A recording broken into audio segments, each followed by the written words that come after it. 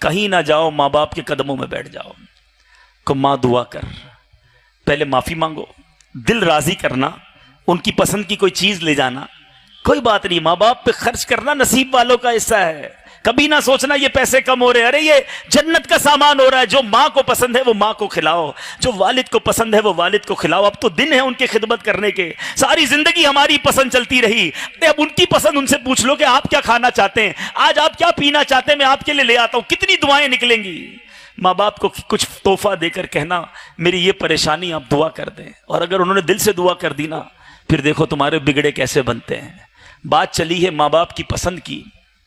दो दोस्त आपस में मिले, एक दोस्त ने अपने दोस्त से पूछा, यार ये बताओ तुम्हारी वालदा की, तुम्हारी माँ की फेवरेट डिश क्या है, पसंदीदा खाना क्या है? मैं अभी आप सबसे पूछूं, हम सबको पता होगा